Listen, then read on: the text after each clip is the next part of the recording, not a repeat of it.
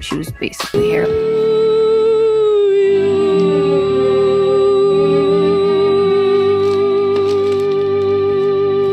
Right now because I'm dressed like a hooker and none of you like me. But I just wanted to say congratulations. Maddie, get out of here. All right, let's talk about one of the most iconic TV characters of the last few years, Maddie Perez from Euphoria. She's fierce, confident, and unapologetically herself. Maddie is the girl everyone notices when she walks into a room. But behind the iconic outfits and savage one-liners is a young woman trapped in some pretty destructive patterns, especially when it comes to love and self-worth.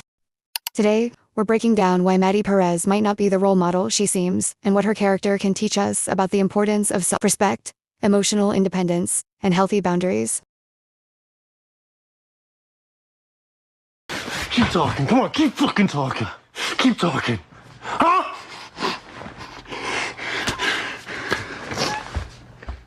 First, let's address the elephant in the room, Maddie's confidence. She struts through life like she owns it, often intimidating others with her sharp comebacks and unapologetic fashion choices, and I respect the energy, but let's be real, a lot of that confidence is just a mask. Confidence isn't real if it depends on someone else.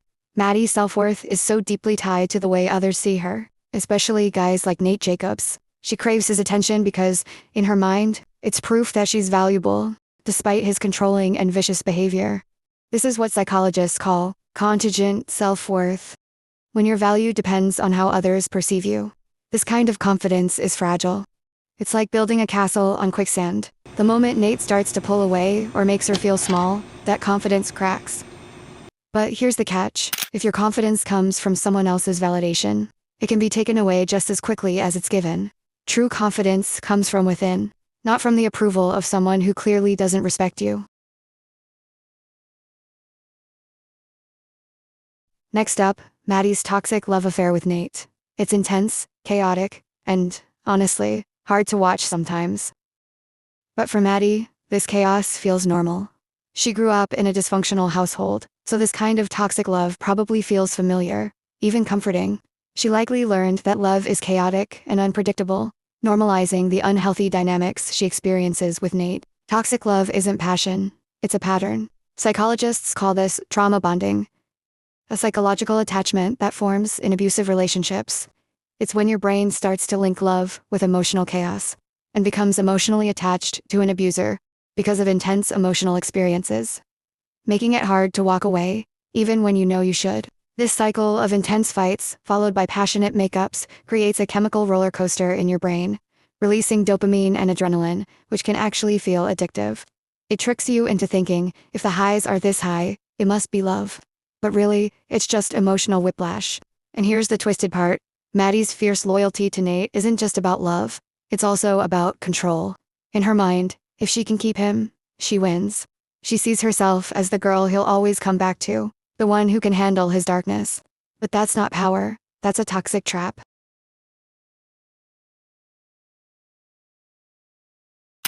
But Maddie's biggest flaw isn't her boldness or even her messy relationships.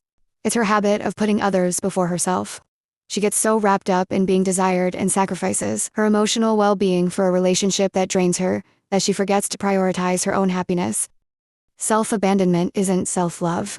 Maddie often confuses power and control with real love, clinging to the idea that being desired is the same as being valued.